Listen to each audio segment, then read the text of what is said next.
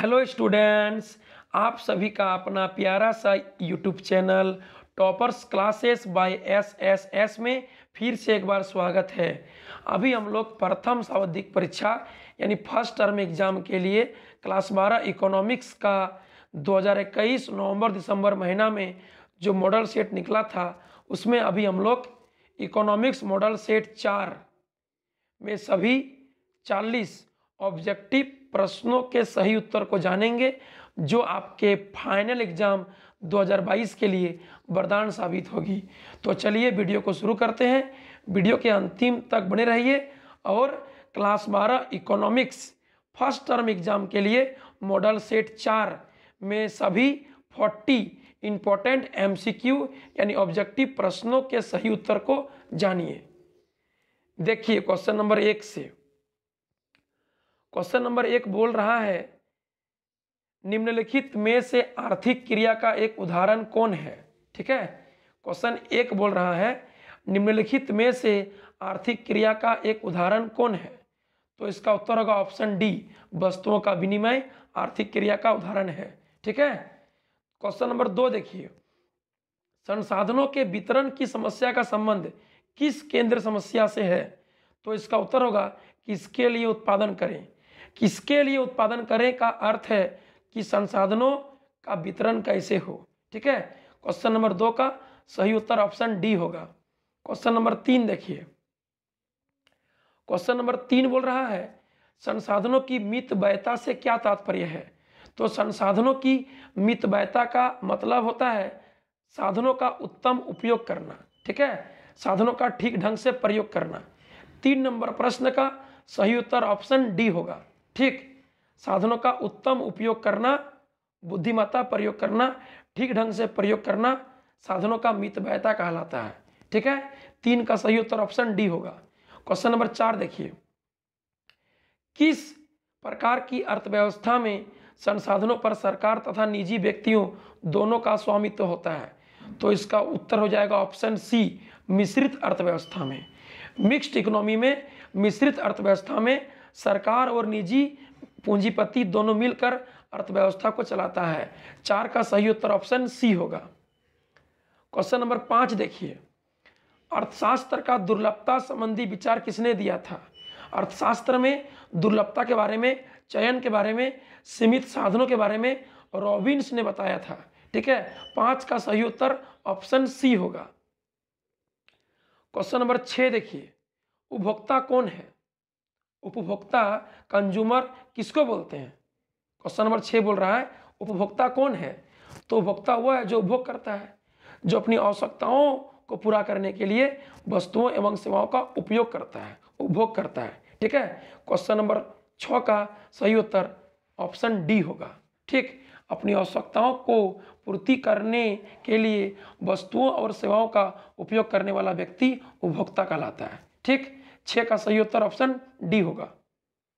Question number 7 देखिए, 7, मांग का नियम लागू होने का क्या कारण है। सीमांत उपयोगिता ह्रास नियम, आय प्रभाव, प्रतिस्थापन प्रभाव, इनमें से सभी। तो इसका सही उत्तर हो जाएगा इनमें से सभी। ठीक है, मांग का नियम लागू होने का यहाँ पर सब कारण है, ए बी सी तीनों है। तो इसका उत्तर होगा डी, इनमें से सभी, ऑल। क्वेश्चन नंबर 8 देखिए, यदि एक वस्तु की कीमत कम होने से उस पर उपभोक्ता का खर्च अधिक हो जाता है तो मांग की कीमत लोच क्या होगी। किसी वस्तु का दाम कम होने से उस पर एक कस्टमर का व्यय यानी खर्च अधिक हो जाता है तो मांग की लोच 1 से अधिक होगी। 8 का सही उत्तर ऑप्शन बी होगा, 1 से अधिक। क्वेश्चन नंबर 9 देखिए, क्वेश्चन नंबर 9, यदि एक वस्तु की मांग रेखा कीमत अक्ष यानी वाई अक्ष के समांतर खींची गई है तो इसका तात्पर्य है कि उस वस्तु की मांग की कीमत लोच का मान 0 होगा। मांग रेखा वाई अक्ष के समांतर होने पर मांग की कीमत लोच का मान पूर्णतः बेलोचदार होता है। ठीक है, 0 होता है। 9 का सही उत्तर ऑप्शन ए होगा। क्वेश्चन नंबर 10 देखिए, यदि एक वस्तु की मांग वक्र का समीकरण Q बराबर 10 - P है तो वस्तु की प्रति इकाई कीमत 2 रुपया होने पर वस्तु की मांग मात्रा क्या होगी। मांग वक्र का समीकरण दिया है Q बराबर 10 - P और वस्तु का प्रति इकाई दाम दे दिया है 2 रुपया, तो P के जगह पर 2 रुपया पुट कर देंगे। 10 - 2 यानी 8। 10 नंबर प्रश्न का सही उत्तर ऑप्शन डी होगा। ठीक है, 10 - 2 बराबर 8 होगा। सही उत्तर ऑप्शन डी। क्वेश्चन नंबर 11 देखिए। क्वेश्चन नंबर 11, एक सरल रेखा मांग वक्र के प्रत्येक बिंदु पर मांग की कीमत लोच का मान क्या होता है? एक सरल रेखा वाले मांग वक्र के प्रत्येक बिंदु पर मांग की कीमत लोच का मान बदलते रहता है। 11 का सही उत्तर ऑप्शन सी होगा। ठीक है, एक सरल रेखा वाले मांग वक्र के प्रत्येक बिंदु पर मांग की लोच का मान अलग अलग होता है, यानी चेंज होते रहता है। कभी 1, कभी 1 से कम, कभी 1 से अधिक, कभी 0, कभी अनंत, चेंज होते रहता है। ऑप्शन सी सही उत्तर होगा क्वेश्चन नंबर 11 का।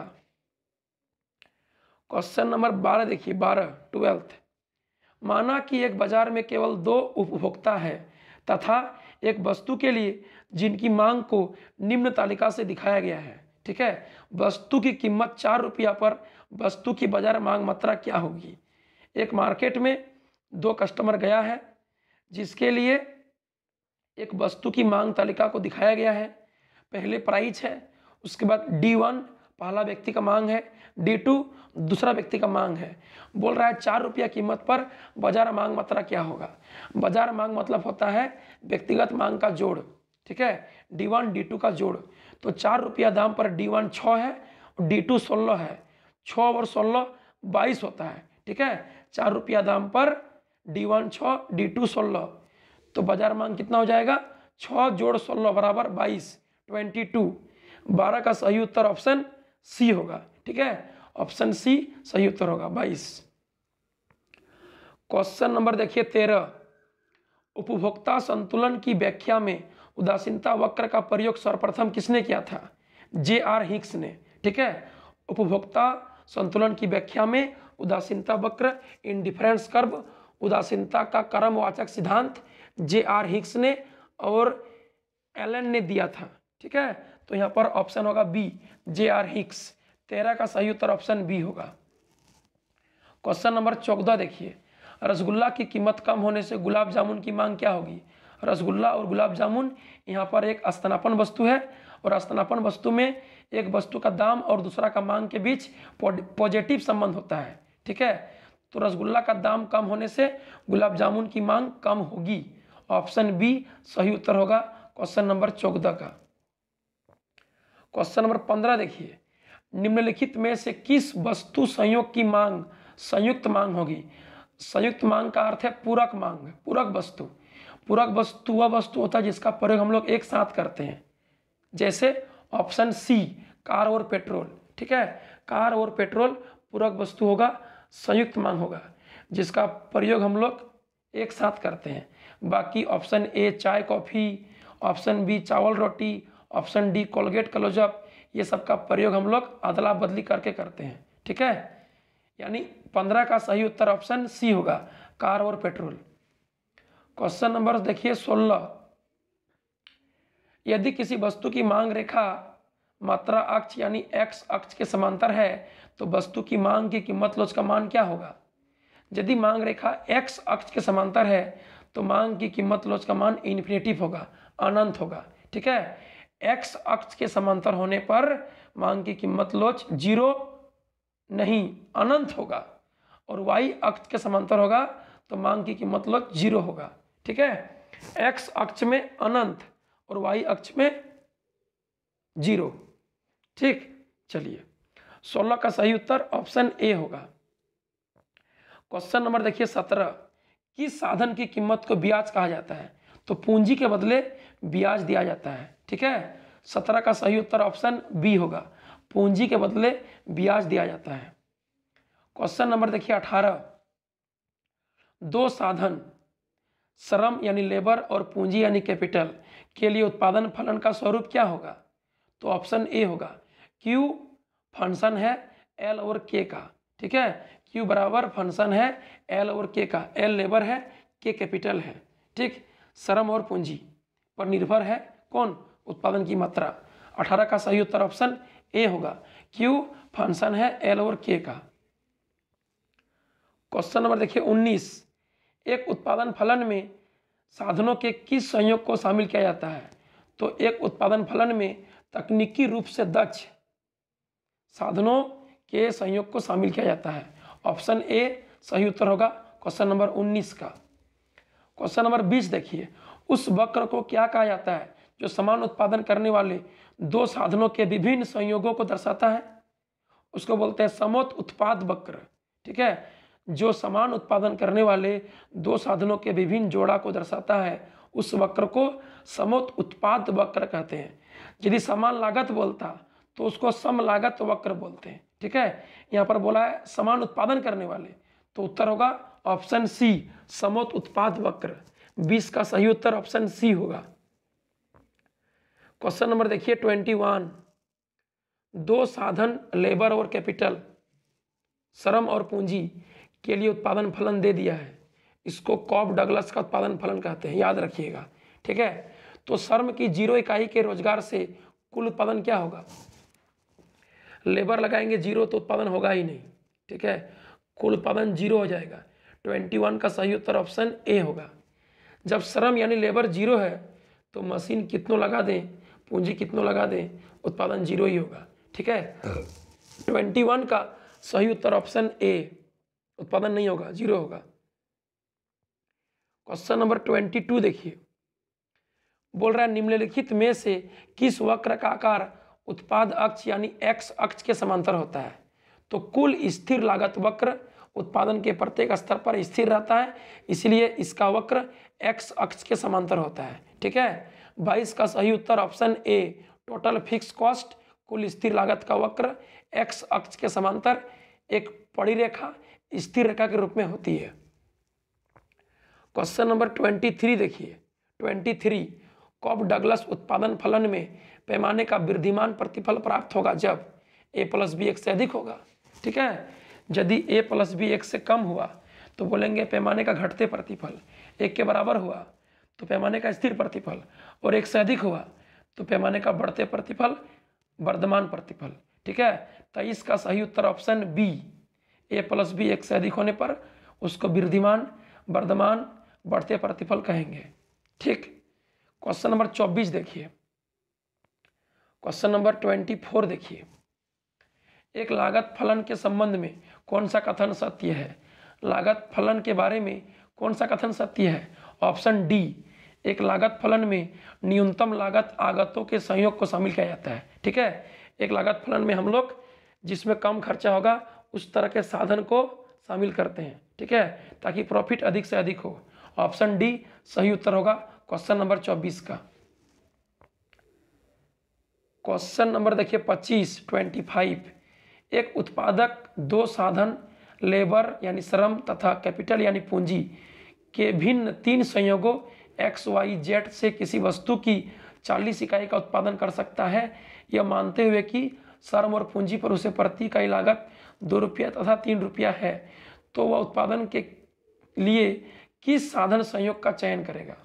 ठीक है, वह उत्पादन के लिए किस साधन जोड़ा, किस साधन संयोग का चयन करेगा? देखिए, एक उत्पादक लेबर और पूंजी का प्रयोग करके उत्पादन करना चाहता है किसी वस्तु की 40 इकाई का, जिसके पास 3 ऑप्शन है, 3 जोड़ा है, एक एक्स, एक वाई और एक जेड। एक्स में लेबर 6 है, कैपिटल 3 है, वाई में लेबर 4, कैपिटल 4, जेड में लेबर 3, कैपिटल 6, और उसके बाद बोल दिया है कि लेबर और पूंजी का प्रति इकाई दाम है 2 रुपया और 3 रुपया। तो 2 रुपया और 3 रुपया पुट करेंगे एल और के का मान, तो सबका अलग अलग आएगा, जिसमें खर्चा कम होगा वही चयन करेगा, है कि नहीं? तो हम देख रहे हैं एक्स में लेबर 6 है और कैपिटल 3 है, तो लेबर का दाम 2 रुपया और कैपिटल का 3 रुपया, तो 6 दूनी 12 और 3 तिया 9, 12 और 9 21 रुपया, यानी एक्स में खर्च हो रहा है 21 रुपया।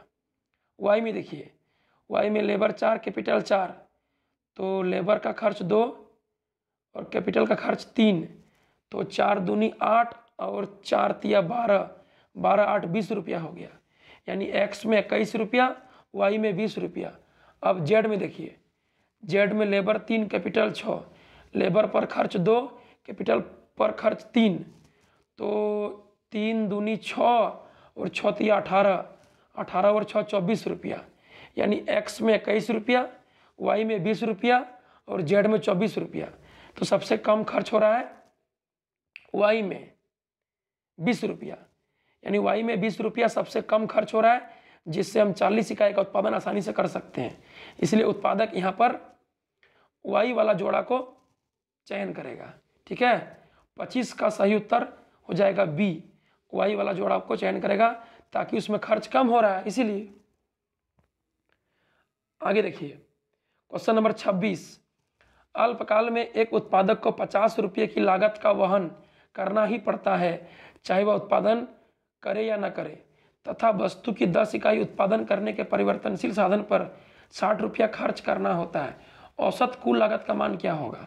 देखिए 50 रुपया उसका स्थिर लागत है, मशीन का खर्च है, जमीन का भाड़ा है, 50 रुपया उसका फिक्स कॉस्ट है, वो लगेगा ही उत्पादन करे चाहे ना करे, और 10 इकाई का परिवर्तनशील लागत है 60 रुपया, तो 50 और 60 हो गया 110 रुपया, 110 रुपया हो गया टोटल खर्च। 10 इकाई बनाने का टोटल खर्च हो गया 110 रुपया, तो एवरेज कॉस्ट क्या होगा? 110/10 यानी 11 रुपया हो जाएगा एवरेज कॉस्ट। 26 का सही उत्तर ऑप्शन सी। क्वेश्चन नंबर देखिए 27, एक पूर्ण प्रतियोगिता बाजार में सभी फर्में किस प्रकार की वस्तुओं का उत्पादन करती है? समरूप वस्तुओं का। पूर्ण प्रतियोगिता बाजार में सभी फर्म समरूप वस्तुओं का, एक जैसे वस्तुओं का उत्पादन करती है। 27 का सही उत्तर ऑप्शन सी होगा। क्वेश्चन नंबर 28 देखिए, एक पूर्ण प्रतियोगिता बाजार में कीमत स्वीकारक कौन होता है? क्रेता और विक्रेता दोनों होता है। 28 का सही उत्तर ऑप्शन सी। क्वेश्चन नंबर 29 देखिए, एक पूर्ण प्रतियोगी फर्म के लिए कुल आगम वक्र का आकार कैसा होता है? पूर्ण प्रतियोगिता में कुल आगम वक्र का आकार धनात्मक ढाल वाली एक सरल रेखा होती है। सही उत्तर ऑप्शन बी 29 का। क्वेश्चन नंबर 30 देखिए, यदि किसी वस्तु की कीमत में 4% की कमी करने से उसकी पूर्ति की मात्रा में 5% की वृद्धि हो जाती है, तो वस्तु की पूर्ति की लोच क्या होगा? देखिए कीमत में 4% दिया है और पूर्ति की मात्रा में 5% दिया है, यानी पूर्ति में कीमत से अधिक है तो पूर्ति की लोच 1 से अधिक होगी। इसका मतलब सापेक्षिक लोचदार होगा। ठीक है, कीमत में 4%, पूर्ति में 5%, पूर्ति में कीमत से अधिक है तो पूर्ति की लोच 1 से अधिक होगा। 1 से अधिक को बोलते हैं सापेक्षिक लोचदार। ऑप्शन सी सही उत्तर होगा क्वेश्चन नंबर 30 का। क्वेश्चन नंबर 31 देखिए 31, यदि दीर्घकाल में एक पूर्ण प्रतियोगी फर्म के लिए वस्तु की कीमत औसत लागत से कम है तो फर्म वस्तु की कितनी इकाई का उत्पादन करेगा? यदि एवरेज कॉस्ट कीमत से कम है तो उत्पादन कर भी नहीं करेगा, उसको हानि हो जाएगा ना। सिंपल बात है, पूर्ण प्रतियोगिता में वस्तु का दाम एवरेज कॉस्ट से कम है तो फर्म वस्तु का उत्पादन करेगा ही नहीं। आंसर 0, 31 का ऑप्शन ए होगा। क्वेश्चन नंबर देखिए 32, यदि एक बाजार में फर्मों की संख्या बढ़ जाए तो वस्तु की पूर्ति बढ़ जाएगी। बाजार में फर्म का संख्या बढ़ जाने से वस्तु का सप्लाई बढ़ेगा। ऑप्शन बी सही उत्तर 32 का। क्वेश्चन नंबर देखिए 33, बाजार में पूर्ति आधिक्य की स्थिति उत्पन्न होती है जब? बाजार में पूर्ति आधिक्य की स्थिति उत्पन्न होती है जब वस्तु की मांग की तुलना में पूर्ति अधिक हो। ऑप्शन डी सही उत्तर। ठीक है,